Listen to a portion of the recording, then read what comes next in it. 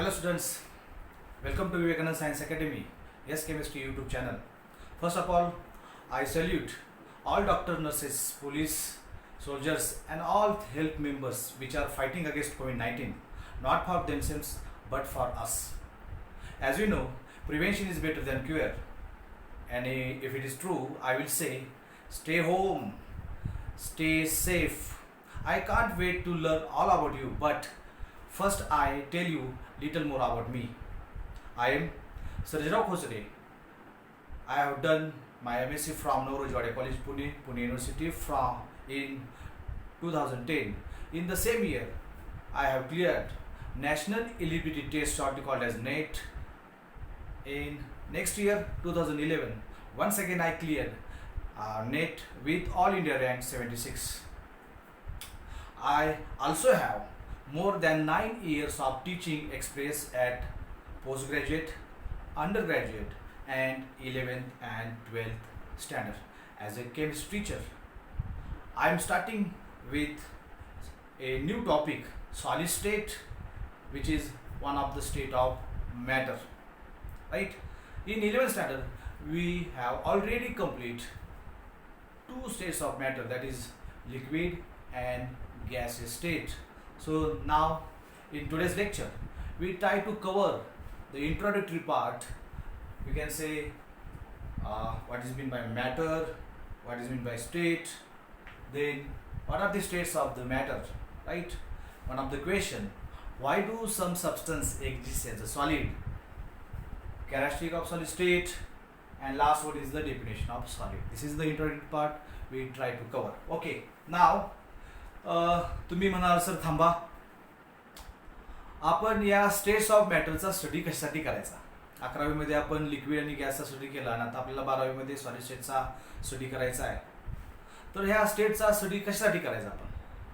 तर बाळांनो, मी जर तुम्हाला प्रश्न विचारला, तुम्ही व्हिडिओ पाहताय, सकाळपासून तुम्ही काय काय खाल्लं, तर तुम्ही म्हणाल भात, भाकरी, चपाती, आमटी वगैरे आम्ही खाल्लेलं आहे.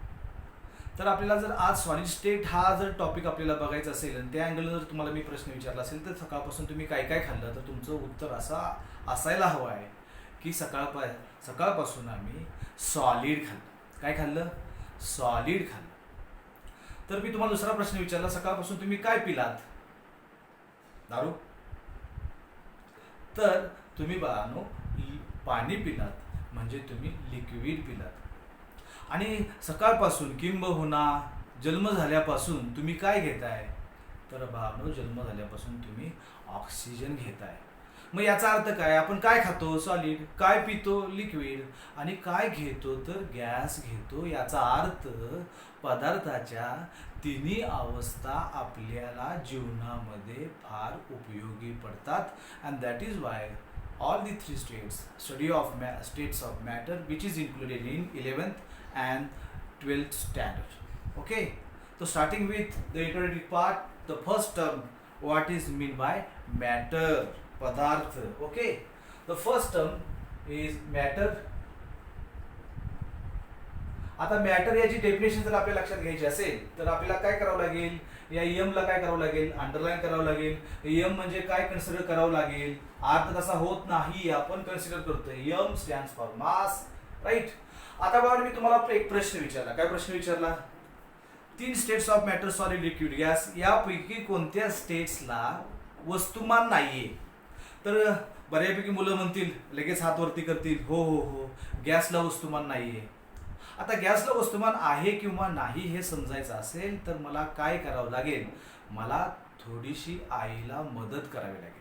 काय मदत करावी लागेल बाळांनो? तर कधीतरी आईला भरलेला सिलेंडर घराच्या बाहेर येतो, तो घरामध्ये आणावा लागेल. गॅस संपला की रिकामा सिलेंडर घराच्या बाहेर घेऊन जावं लागेल, राईट. जर ही आईला जर आपण मदत केली, तर तुम्हाला कुणी सांगायची गरज नाही की गॅसला वस्तुमान असतं का नसतं. तर त्या सिलेंडरमध्ये, एलपीजी गॅसमध्ये कोणकोणते gases, LPG gases mixture of gases त्याच्यामध्ये भरलेले असतात. मग तुम्ही लगेच प्रश्न विचारा, सर ठीक आहे, आम्ही रिकामा सिलेंडर उचलून बघितला, भरलेला सिलेंडर उचलून बघितला, भरलेला सिलेंडर थोडासा जास्त जड लागतो, रिकामा सिलेंडर हलका लागतो, म्हणजे गॅसला वस्तुमान असतं, मला कळालं. पण सर आमचा असा प्रश्न आहे की त्या LPG गॅसमध्ये कोणकोणते गॅस भरलेले असतात. तर LPG stands for liquefied petroleum gas and which consists of butane large proportion मध्ये असतं, प्रोपेन असतं, right, and remaining hydrocarbons. Remaining काय असतात? हायड्रोकार्बन्स असतात. म्हणजे जास्तीत जास्त त्याच्यामध्ये काय असतं तर ब्युटेन गॅस असतो, राईट. म्हणजे मिक्सचर ऑफ गॅसेस असतात LPG मध्ये.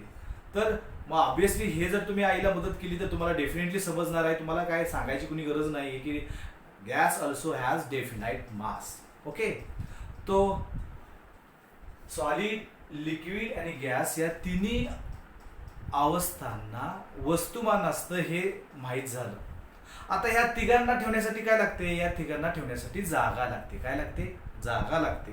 दे ऑक्युपाय स्पेस. मग कुणा कुणाला म्हणायचं?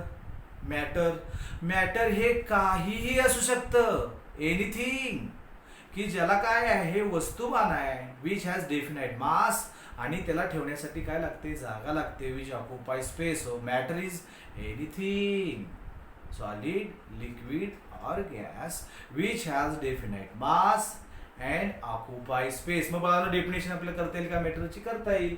मॅटरची डेफिनेशन काय होईल? एम स्टँड्स फॉर काय? What? Mass. Matter is anything which has definite mass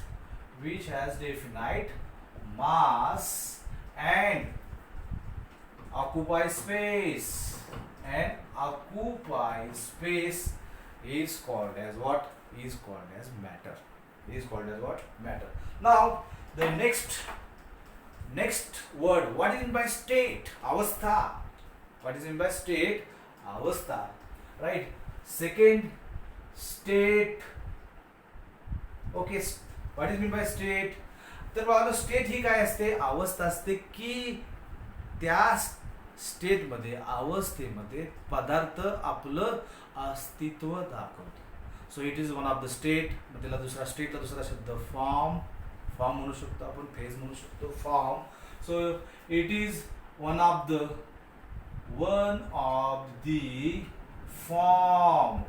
form in which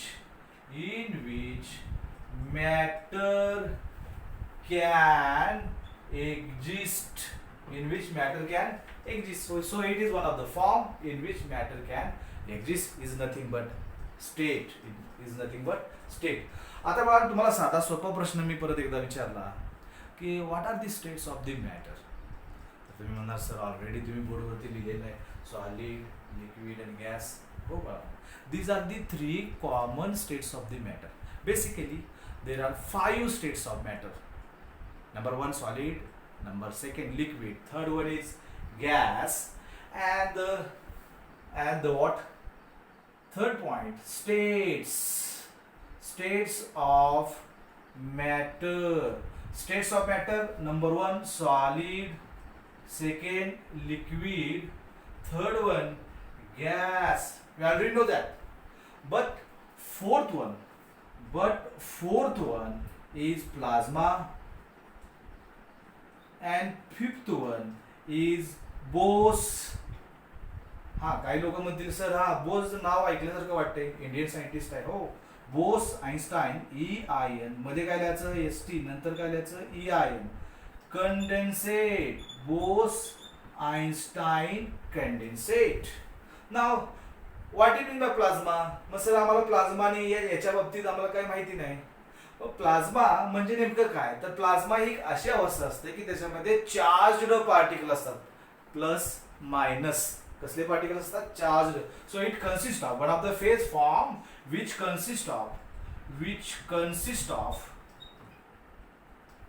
consist of charged particles with high kinetic energy. Charged particles with high kinetic energy. आता charge particle, charge कुठला असणार? Plus किंवा minus, म्हणजे ions असणार त्याच्यामध्ये, आणि त्याची त्या आयन्सची कायनेटिक स्पीड कसं असणार आहे? जास्त असणार आहे, राईट. कायनेटिक एनर्जी कशी असणार आहे? जास्त असणार आहे. Okay. What are the examples of plasma? The examples of plasma are तर बाळा आता अचानक पाऊस पडतो या दिवसामध्ये आणि तुम्ही लाइटनिंग सुद्धा पाहत असाल, तर lightning is the example. Lightning सकाळ सकाळी आई गॅस ऑन करते, फ्लेम चालू होते, फ्लेम फायर म्हणूया आपण, fire, flame, right, sun, star, right, tail of comet, धूमकेतूचं शेपूट, tail of comet, tail of comet. These are the examples of plasma. आता तुम्ही म्हणाल सर हे प्लाझ्मा कुणी शोधलं, ही टर्म कुणी इंट्रोड्यूस केली, right. Plasma is discovered by and term introduced by, discovered by and term introduced by. Discovered by Crookes is the name of the scientist and the term introduced by Langmuir, and term introduced by Langmuir. Plasma discovered by Crookes and term is introduced by Langmuir. Okay, now next, fifth state of matter is Bose Einstein condensate. आता जर बघा process तुम्हाला माहित असतील, condensation, evaporation, व्हेपोरायझेशन, right. जर मी माझ्या स्टुडंटला प्रश्न विचारला what is the difference between evaporation and condensation, the student definitely will answer, right. Okay, Bose Einstein condensate. आता कंडेन्सेट म्हणजे काय, condensate means, right, conversion of vapours into its liquid. The process is called as condensation. Gas रूपांतर liquid मध्ये होणं म्हणजे काय बाळांनो, condensation. लिक्विडचं gas मध्ये होणं म्हणजे काय, वेपोरायझेशन. मग सर इव्हॅपोरेशन का म्हणायचं नाही, तो what is the basic difference between vaporization and evaporation. समुद्राचं पाणी वेपर फॉर्म मध्ये जातं आणि ढग तयार होतात. It is the natural process. The natural conversion of liquid into its vapor is called as evaporation. Natural phenomenon evaporation. आई घरी पाणी तापवते आणि ते पाणी तापवत असताना पाण्याचं रूपांतर व्हेपर मध्ये होतं. The process is called as vaporization. This is artificial. आपण पाणी तापवलं, हीट एनर्जी दिली म्हणजे आर्टिफिशियल प्रोसेस आहे, आणि मग ती झाली व्हेपोरायझेशन. आणि समुद्रातलं पाणी नॅचरली निघून जातं वेपर फॉर्म मध्ये, त्याला म्हणायचं evaporation. That is the basic difference between evaporation and vaporization. Okay, now Bose Einstein condensate म्हणजे काय. आता हे कंडेन्सेट म्हणजे तुम्हाला कळालं की गॅसचं रूपांतर लिक्विड मध्ये होणं. बोस म्हणजे काय, one of the Indian scientist Satyendranath Bose who first predicted this condensate, written a paper and said to the Einstein, and that is why it is called as Bose-Einstein condensate. And the beautiful example is superfluids, that is cold liquid helium, that is cold liquid helium. Okay, now हे cold liquid helium कसं तयार करायचं, तर बाळांनो helium हा gas असतो, त्या गॅसचं रूपांतर गॅस असतो, त्याला जर आपण काय केला, कूल केला, तर त्याचं रूपांतर लिक्विड मध्ये होतं. लिक्विडला जर आपण अजून खूप कूल केलं तर कदाचित त्याचं रूपांतर कशामध्ये होऊ शकतं, सॉलिड मध्ये होऊ शकतं.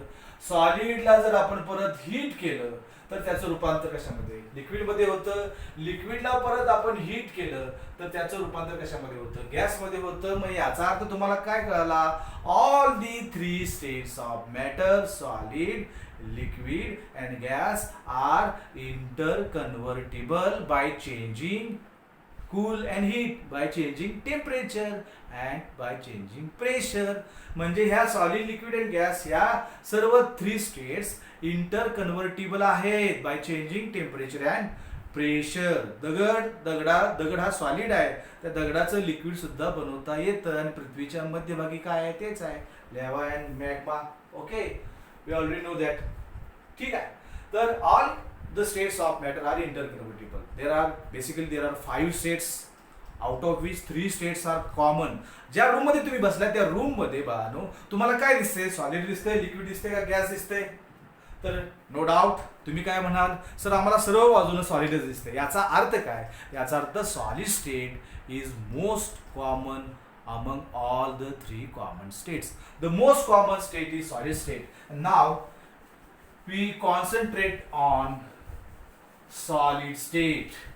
आता आपण काय बघायचं आहे आपल्याला, आपण काय कोणकोणते पॉइंट कव्हर केले तर बघा आपण matter, state and states of matter हे 3 पॉइंट कव्हर केले. चौथा आपल्याला एक प्रश्न बघायचा आहे आणि मग ज्या रूम मध्ये तुम्ही बसलाय त्या रूम मध्ये तुम्हाला जास्तीत जास्त काय दिसतात, सॉलिड दिसतात. ते सबस्टन्स सॉलिड फॉर्म मध्ये काय, ते लिक्विड फॉर्म मध्ये, गॅस फॉर्म मध्ये का नाहीत, म्हणजे त्याला काहीतरी कारण असलं पाहिजे. राईट. घरामध्ये तुम्ही पुस्तक बघताय ते पुस्तक सॉलिड फॉर्म मध्ये आहे. राईट, बरोबर आहे. तर ते लिक्विड किंवा गॅस फॉर्म मध्ये का नाहीये, तर त्याचं कारण आपल्याला बघायचं आहे. Why do some substances exist as solid? Why do some substances exist as a solid? आता पदार्थ सॉलिड, लिक्विड आणि गॅस अवस्थेमध्ये असणं हे कशावर डिपेंड असतं, 2 विरुद्ध फोर्स वरती डिपेंड असतं. Right. So substance exist as a solid, liquid or gas. Substance exists as a solid, liquid or gas depends upon what? Depends upon net effect of two opposing forces. Net effect of two opposing forces. आता ते 2 forces कुठले कुठले आहेत? Okay, त्यातला पहिला जो force आहे त्याला मी म्हणतो स्मॉल ए. राईट. आता तो फोर्स कुठला आहे तर तो बाण फोर्स आहे इंटर पार्टिकल. आता पार्टिकल शब्द म्हणजे काय बघूया आपण. इंटर पार्टिकल फोर्सेस हा झाला पहिला फोर्स, इंटर पार्टिकल फोर्सेस. आता हा बाण हा एक मी पार्टिकल कन्सिडर केला तर तो पार्टिकल म्हणजे काय काय असतो, तो पार्टिकल म्हणजे ऍटम असतो. Atoms, particles are atoms, ions or molecules. Atoms, ions or molecules. म्हणजे हे पार्टिकल कुठले कुठले असतात, ऍटम असू शकतात, आयन असू शकतात, मॉलिक्युल्स असू शकतात. त्या 2 पार्टिकल मधला हा जो फोर्स ऑफ अट्रॅक्शन आहे त्या फोर्स ऑफ अट्रॅक्शनला म्हणायचं इंटर पार्टिकल फोर्सेस. राईट. आता ते इंटर पार्टिकल फोर्सेस काय करतात, ऍटमला बांधून ठेवण्याचं काम करतात. ऍटमला काय करतात, बांधून ठेवण्याचं काम करतात, म्हणजे एकत्र बांधून ठेवतात. Keeps constituent. आता सर तुम्ही म्हणतात कॉन्स्टिट्युएंटचा अर्थ काय, कॉन्स्टिट्युएंट म्हणजे त्याच्यामध्ये असणार. कॉन्स्टिट्युएंट पार्टिकल्स म्हणजे त्याच्यामध्ये असणारे particles. Keeps constituent particles together. म्हणजे हा फोर्स पार्टिकलला एकत्र बांधून ठेवायचं काम करतो. आता त्याच्या विरुद्ध काय करेल, पार्टिकलला लांब घेऊन जाण्याचं काम करेल. तर दुसरा जो फोर्स असतो तो असतो बघा थर्मल एनर्जी. आता ही थर्मल एनर्जी काय करणार, ही थर्मल एनर्जी टेम्परेचर मुळे असते. The energy possess due to temperature. आता हे टेम्परेचर काय करतं, साधं सोपं एक्झाम्पल तुम्हाला देतो. तुमच्या पायामध्ये तुम्ही बूट घालायचं नाही, चप्पल घालायचं नाही आणि आता सकाळीचे 7 वाजले तर तुम्ही काय करायचं बाळांनो, डांबरी रस्ता तुम्ही क्रॉस करायचा आहे. तर तुम्ही कसा क्रॉस कराल, तर तुम्ही रमत गमत असा क्रॉस कराल. का, तुम्हाला काय पायाला भाजणार वगैरे नाही. दुपारी 12-1 वाजता पायात शूज चप्पल न घालता तुम्हाला सांगितलं की रस्ता क्रॉस करा, तर तुम्ही रस्ता कसा क्रॉस करणार. राईट. तर रस्ता तुम्ही फास्टली क्रॉस करणार. का क्रॉस करणार, तुम्ही सांगितलं तुम्हाला आज आजोबाने, आजीने, आई वडिलांनी तुम्हाला सांगितलं का सकाळी 7 वाजता रमत गमत रस्ता क्रॉस करायचा असतो, दुपारी 12-1 वाजता रस्ता फास्टली क्रॉस करायचा असतो. कुणी सांगायची गरज आहे का तुम्हाला, कुणी सांगायची गरज नाही. का गरज नाही, सर दुपारी 12-1 वाजता डांबर खूप तापलेलं असतं, त्याच्याकडे हीट एनर्जी खूप जास्त असते, त्याच्याकडची हीट एनर्जी माझ्या पायामधून आत येते. ती heat energy is converted into kinetic energy. हा सर आम्ही स्टडी केलं होतं, थर्मोडायनॅमिक्स फर्स्ट लॉ.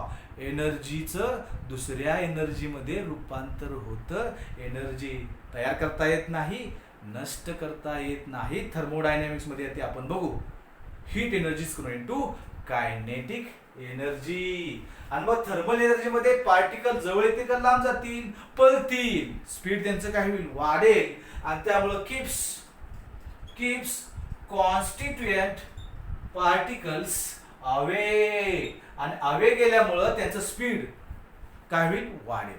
त्याचं स्पीड काय होईल, वाढेल. म्हणजे हा इंटर पार्टिकल फोर्स पार्टिकलला एकत्र बांधतो, थर्मल एनर्जी पार्टिकलला लांब घेऊन जाते, आणि मग बाळांनो सबस्टन्स न सॉलिड अवस्थेमध्ये असण्यासाठी सबस्टन्स मध्ये दोन पार्टिकल मध्ये अट्रॅक्शन फोर्स कसा पाहिजे, रिपल्शन फोर्स कसा पाहिजे. मग सॉलिड स्टेट मध्ये डायग्राम मध्ये तुम्हाला दिसतंय दोन पार्टिकल मधलं अंतर कमी आहे, they are touching to each other, म्हणजे ते मित्र आहेत. आणि जर ते मित्र असतील तर त्यांच्यामध्ये अट्रॅक्शन फोर्स कसा असणार, जास्त असणार.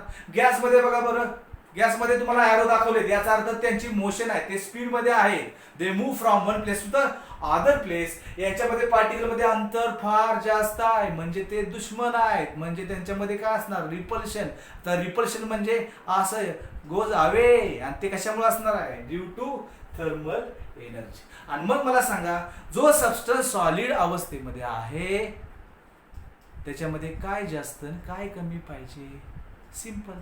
तर त्याच्यामध्ये बाळांनो अट्रॅक्शन फोर्स जास्त पाहिजे, आणि थर्मल एनर्जीमुळे रिपल्शन जो फोर्स तयार होतो तो कसा पाहिजे, कमी पाहिजे. अट्रॅक्शन फोर्स जास्त, रिपल्शन फोर्स कमी, म्हणजे बाळांनो सॉलिड, म्हणजे सॉलिड अवस्था असण्यासाठी inter particle force of attraction, right, inter particle forces कसे पाहिजे, जास्त. आणि बाळांनो थर्मल एनर्जी कशी पाहिजे, कमी, राईट. आणि मग सबस्टन्स कुठल्या अवस्थेमध्ये असेल, सॉलिड. जे सबस्टन्स गॅस फॉर्म मध्ये असतात त्यांच्यामध्ये हा जो फोर्स आहे तो कसा असतो, कमी असतो, आणि हा जो फोर्स आहे तो कसा असतो, जास्त असतो. Very simple. लिक्विड मध्ये कसं असणार, दोघांच्या मधली कंडिशन असणार, दोघं पण जास्त नसणार, दोघं पण कमी नसणार. ओके. आणि मग पाहनो सबस्टन्स सॉलिड अवस्थेमध्ये असण्यासाठी काय गरजेचं आहे, सबस्टन्स सॉलिड अवस्थेमध्ये असण्यासाठी इंटर पार्टिकल फोर्स स्ट्रॉंग पाहिजे, आणि थर्मल एनर्जी म्हणजे टेम्परेचर कसं पाहिजे, कमी पाहिजे. आणि मग मी असं म्हणू शकतो, ऍट लो टेम्परेचर, काय म्हणू शकतो मी, लो टेम्परेचर थर्मल एनर्जी कमी. At low temperature, right, inter particle force कसा असणार, इंटर पार्टिकल फोर्स जास्त असणार. थर्मल एनर्जी कशी असणार, कमी असणार. आणि मग सबस्टन्स कुठल्या फॉर्म मध्ये जाणार, आणि मग सबस्टन्स बाळांनो सॉलिड फॉर्म मध्ये जाणार. एक साधा सोपा मी प्रश्न विचारतो, which of the following factor is dominant for a substance exist in solid state. एखादा सबस्टन्स सॉलिड स्टेट मध्ये आढळण्यासाठी खालीलपैकी कोणता फॅक्टर डॉमिनंट आहे. आता फॅक्टर मी लिहितो, A factor high temperature, B factor लिहितो मी लो टेम्परेचर, सी फॅक्टर लिहितो मी, राईट, पार्टिकलची साईज लार्ज पाहिजे, अँड डी फॅक्टर लिहितो weak cohesive forces. Weak cohesive forces म्हणजे अट्रॅक्शन फोर्स हा वीक पाहिजे का स्ट्रॉंग पाहिजे, तुम्ही सांगू शकता. मग याच्यातला ऑप्शन कुठला करेक्ट असेल, ऑब्विसली इथंच बाग लिहिलेला आहे, इथं पण लिहिलेलं आहे. सॉरीसाठी अट्रॅक्शन फोर्स कसा पाहिजे, जास्त. थर्मल एनर्जी मुळे रिपल्शन, थर्मल एनर्जी टेम्परेचर कसं पाहिजे, कमी. टेम्परेचर कसं पाहिजे, हाय टेम्परेचर, लो टेम्परेचर. म्हणजे कोणता ऑप्शन करेक्ट असेल, खालीलपैकी कोणता फॅक्टर डॉमिनंट आहे सॉलिड अवस्था दाखवण्यासाठी. तर नो लो टेम्परेचर. इथं काय पाहिजे होतं, strong cohesive force, strong attraction force. मग तो ऑप्शन, याचा काय संबंध नाही इथं, राईट. म्हणजे उत्तर काय असणार आहे, low temperature. Now we are moving to next and most important characteristic of solid state. आता इथं बघा सॉलिड स्टेट बघायचे आहेत, सॉलिड स्टेटच्या कॅरेक्टरिस्टिक बघायचे आहेत, आणि त्यासाठी फक्त तुम्हाला बघा डायग्राम महत्वाचे आहे. काय महत्वाचे आहे, डायग्राम महत्वाचे आहे. What is the beauty of this type of lecture. तुम्हाला ज्या ठिकाणी लेक्चर स्टॉप करायचं आहे त्या ठिकाणी तुम्ही खोचरे सरांना स्टॉप करू शकता, आणि ज्यावेळेला चालू करायचं त्यावेळेला चालू करू शकता. म्हणजे जर तुम्हाला काही लिहून घ्यायचं असेल तर तुम्ही व्हिडिओ पॉज करा, लिहून घ्या, परत चालू करा. मात्र व्हिडिओ चालू केल्यानंतर जोपर्यंत व्हिडिओ संपत नाही तोपर्यंत व्हिडिओ पाहत राहायचं, म्हणजे सर्व गोष्टी समजतील. समजत नाही असं होऊ शकत नाही. तर तुम्हाला त्यासाठी काय द्यावं लागेल, तुम्हाला त्यासाठी वेळ द्यावा लागेल, डेफिनेटली समजणार. आणि जर तुम्हाला आवडत असेल तर लाईक करायला विसरू नका. लाईक करा, त्याला पैसे लागत नाहीत. व्हिडिओ बघायला पैसे लागतात, लाईक करायला पैसे लागतात. Okay, now what are the characteristics. Particle म्हणजे कुठले कुठले कळले तुम्हाला? ॲटम्स, आयन्स आणि कोण मुलांनो? मॉलिक्युल्स. ॲटम्स, आयन्स आणि कोण? मॉलिक्युल्स. आता मला काय बघायचे आहेत? आता मला बघायचे आहेत कॅरेक्टरिस्टिक्स. कॅरेक्टरिस्टिक्स मला बघायचे आहे. ओके, आता कॅरेक्टरिस्टिक आपण वन बाय वन बघूया आणि मी कम्पेअर कुणावर करणार? लिक्विड आणि गॅस बरोबर मी कम्पेअर करणार. Okay, we compare with liquid and gas. Number one characteristic. आता तुम्ही जर डायग्राम बघितली तर मी सांगायची काही गरज नाही. नंबर वन कॅरेक्टरिस्टिक काय असणार आहे? सॉलिड मध्ये पार्टिकल्स क्लोजली पॅक्ड आहेत. मग इंटरमॉलिक्युलर डिस्टन्स कसा असणार? इंटर पार्टिकल डिस्टन्स एकदम कमी दिसतंय सर. इथं कसं आहे? वाढलंय. त्याच्यापेक्षा इथं कसं झालंय? वाढलेलं आहे. म्हणजे the inter particle distance closely packed, particles are closely packed, right. आणि त्यामुळं inter particle distance is very small. Inter particle distance is very small. आता इथं कसं असणार? लार्ज असणार आहे. लार्ज म्हणजे याच्या कम्पेअर थोडस जास्त असणार आहे लार्ज. इथं मात्र कसं असणार आहे? Very large. कसं असणार आहे? व्हेरी लार्ज असणार आहे. ओके, नाव सेकंड वन. पार्टिकल इथं एकत्र आहेत म्हणजे ते मित्र आहेत का दुश्मन आहेत? तर ऑब्विसली एकत्र आले म्हणजे ते मित्र आहेत. जर मित्र असतील तर अट्रॅक्शन फोर्स कसा असणार? जास्त. अट्रॅक्शन फोर्स कसा असणार आहे त्याच्यामधला? हा जो दाखवला attraction force. The inter particle force of attraction is very strong. The inter particle force of attraction is very strong. Okay, interparticle force of attraction is very strong. इथं कसं असणार आहे? वीक असणार आहे. इथं कसं असणार आहे मानू? व्हेरी वीक असणार आहे. Very weak. नाव याच्यामध्ये पार्टिकल आहे ते एका ठिकाणाहून दुसऱ्या ठिकाणी जाऊ शकत नाही. They have fixed position, right. They can only oscillate.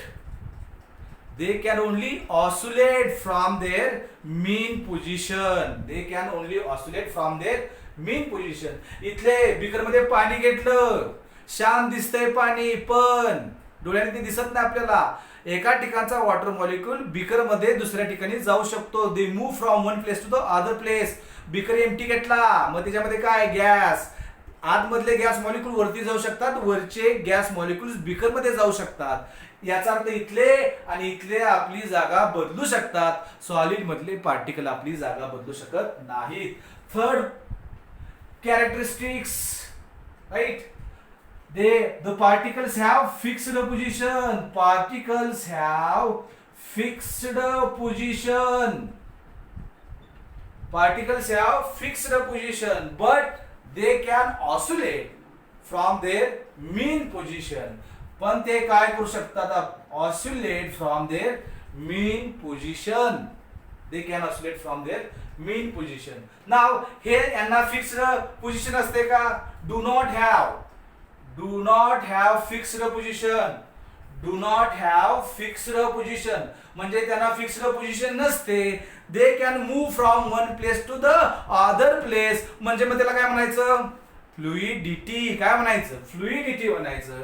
म्हणजे लिक्विड आणि गॅसला काय असते? फ्लुइडिटी असते. काय असते? फ्लुइडिटी असते. मग सर्वात महत्वाचा पॉइंट आहे.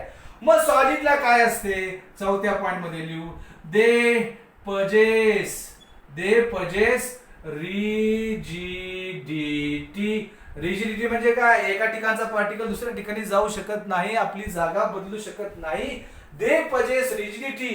What is the basic difference between solid, liquid, gas? Liquid gasला काय असते? फ्लुइडिटी. डेफिनेशन लिहिण्यासाठी ते महत्वाचं ठरणार आहे आपल्याला. लिक्विड आणि गॅसला असते फ्लुइडिटी, सॉलिडला असते रिजिडिटी. आणि मग रिजिडिटी असल्यामुळं पुढच्या प्रॉपर्टी येतात. रिजिडिटी असल्यामुळं fifth property, due to rigidity they possess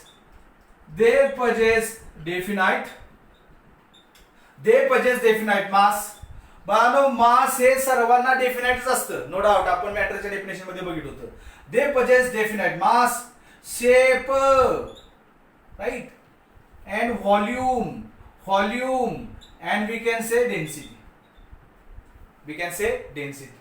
so mass, shape, volume and density.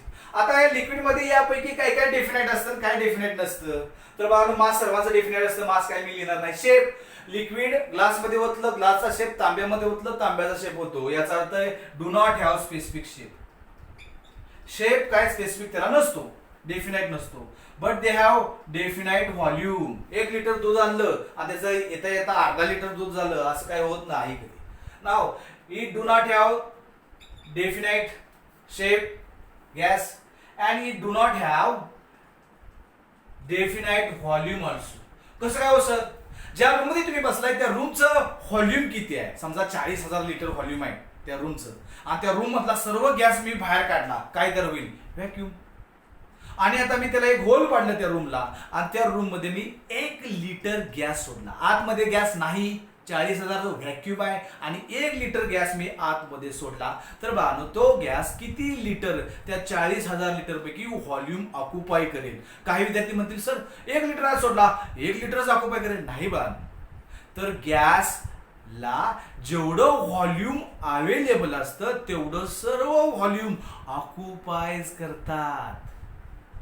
Right.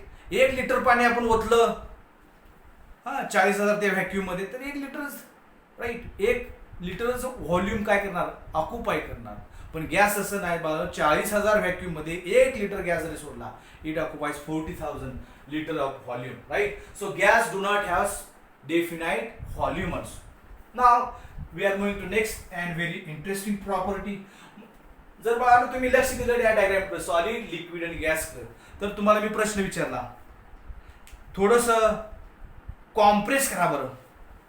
तर तुम्ही पकडलं सॉलिडला, कॉम्प्रेस करायला गेला, प्रेशर अप्लाय केलं, किती प्रेशर अप्लाय केलं, कॉम्प्रेस होत नाहीत. का होत नाहीत? मग तुम्हाला समजलं, डायग्राम कडे बघितलं तर कळते तुम्हाला. The particles are touching to each other. Already त्या पार्टिकलने एकामेकाला टच केलेला आहे. आता अजून दाबून काय चपाती करता येत नाही, बरोबर आहे? याचा अर्थ particle already touching to each other, ते अगोदरच खूप जवळ आहेत, अजून खूप जवळ नेता येणार नाहीत कारण की ते जवळच आहेत. पण लिक्विड मध्ये थोडस रिकामी जागा आहे, 2 पार्टिकल मध्ये थोडस अंतर अजून आहे, त्यांच्यावरती प्रेशर अप्लाय केलं तर थोडस व्हॉल्यूम काय करता येईल? कमी करता येईल. त्यांना काय करता येईल? कॉम्प्रेस करता येईल, पण जास्त कॉम्प्रेस करता येणार नाही. गॅसला 1,000 लिटरचं बानो 500 लिटर करता येईल, 100 लिटर करता येईल, 10 लिटर करता येईल. का करता येईल? 2 पार्टिकल मध्ये अंतर खूप जास्त असतं, आणि प्रेशर अप्लाय केल्यामुळे काय होईल? प्रेशर अप्लाय केल्यामुळे हे पार्टिकल असे जवळ येतील आणि व्हॉल्यूम काय होईल? इथं आल्यानंतर अवस्था कुठली होईल? सॉलिड होईल. अगोदर लिक्विड होईल आणि नंतर कोणती अवस्था होईल? सॉलिड होईल. याचा अर्थ गॅसचं लिक्विड बनवण्यासाठी पार्टिकलला एकत्र आणावं लागेल, आणि त्या लिक्विडचं सॉलिड मध्ये रूपांतर करण्यासाठी अजून पार्टिकलला एकत्र आणावं लागेल. म्हणजे पार्टिकल जवळ आले की सॉलिड, पार्टिकल लांब गेले की गॅसेस अवस्था तयार होऊ शकते. याचा अर्थ मी 6वी प्रॉपर्टी लिहू शकतो, आणि ती 6वी प्रॉपर्टी काय लिहितोय? 6th property. Right. Solids are incompressible. सॉलिडला काय करता येत नाही? Solids are incompressible. Solids are what? Incompressible. सॉलिडला कॉम्प्रेस करता येत नाही अजिबात, बट इथं स्लाइटली कॉम्प्रेस करता येतं. राईट. आणि highly compressible. Right. And gases are highly compressible. 40,000 room मधला 40,000 लिटर गॅस मला 1,000 लिटर करता येऊ शकतो. मला काय करावं लागेल? प्रेशर अप्लाय करावं लागेल, आणि ही रूम मला काय करावं लागेल? थंड करावी लागेल. मग ते काय होईल? कॉम्प्रेस होऊ शकतो. Okay. Now next property, 7th property. Solid ice, for example ice कितीला मेल्ट होतो बघा? 100 डिग्री सेल्सिअसला. हो नाही बघा. आईस कितीला मेल्ट होतो तुम्हाला माहिती आहे? आईस कितीला मेल्ट होतो बघा? 0 डिग्री सेल्सिअसला मेल्ट होतो. प्युअर फॉर्म मधला आईस असेल, पाणी प्युअर असेल, त्याचा आईस बनवला असेल, तर तो 0 डिग्री सेल्सिअसला काय करतो? मेल्ट करतो, प्रोव्हाइडेड वातावरणाचं प्रेशर किती पाहिजे? 1 ॲटमॉस्फिअर. म्हणजे काय लिहू शकतो मी? Solids have characteristic melting point. थांबा सर, आम्हाला सांगा मेल्टिंग पॉइंट म्हणजे काय? आम्हाला काय सांगा मेल्टिंग पॉइंट म्हणजे काय? काय कॅरेक्टरिस्टिक्स तुम्ही बघितल्या? क्लोजली पॅक्ड असतात, एकत्र आहेत म्हणजे अट्रॅक्शन फोर्स कसा असणार आहे, जास्त असणार आहे. अट्रॅक्शन फोर्स जास्त असल्यामुळे त्याला आपली जागा बदलता येत नाही. जागा बदलता येत नाही मग काय करता येतं, they only oscillate from their mean position. आणि रिजिडिटी असते, मग यांना काय असते, फ्लुइडिटी असते. रिजिडिटी असल्यामुळे काय असतं, डेफिनाइट शेप, व्हॉल्यूम असतं. Solids are incompressible but liquid slightly. तर काय असं करा तुम्ही, 1 लिटर दूध आणाल, दुधाच्या पिशवी बसवलं, असं प्रेशर अप्लाय केलं, अर्धा लिटर पिशवी झाली, असं होत नसतं कधी. गॅस 1000 लिटर गॅस आहे, 1 लिटर करू शकतो under pressure. Okay now what is mean bye melting point. Sir आम्हाला मेल्टिंग पॉइंट म्हणजे काय सांगूया. मेल्टिंग पॉइंट म्हणजे काय, what is the main difference between solid एका साईडला, लिक्विड गॅस एका साईडला. They possess fluidity. Liquid and gas possess what, liquid and gas possess fluidity, solid possess rigidity. आणि त्या रिजिडिटी वरून आपल्याला डेफिनेशन द्यायची आहे सॉलिड स्टेटची नंतर. नाव मी मेल्टिंग पॉइंट इथे आपण डिफाइन करणार आहे. पहा मी इथे एक लाईन ड्रॉ करतोय, त्या लाईन वरती मी काही पॉइंट दाखवतोय. ते पॉइंट काय नमूद करतात, समजा हा पॉइंट आहे, हा पॉइंट काय नमूद करतो, 0 डिग्री सेल्सिअस. काय नमूद करतो, 0 डिग्री सेल्सिअस नमूद करतो. राईट. आता या 0 डिग्री सेल्सिअसला राईट मी इथे एक लाईन ड्रॉ केलेली आहे. या पॉइंटला समजा मी इकडे लिहिलं आईस, इकडे लिहिलं वॉटर. वॉटर कुठल्या फॉर्म मध्ये आहे, लिक्विड. आईस कुठल्या फॉर्म मध्ये आहे, सॉलिड. बरोबर. 0 डिग्री सेल्सिअसच्या वरती कोणती अवस्था तुम्हाला मिळणार, फक्त लिक्विड वॉटर. 0 डिग्री सेल्सिअसच्या खाली फक्त सॉलिड आईस. 0 डिग्री सेल्सिअसला काय काय तुम्हाला मिळणार, मी असा प्रश्न विचारला. इकडून 0च्या लाईनला कोण टच करतो, लिक्विड वॉटर. इकडून सॉलिड आईस.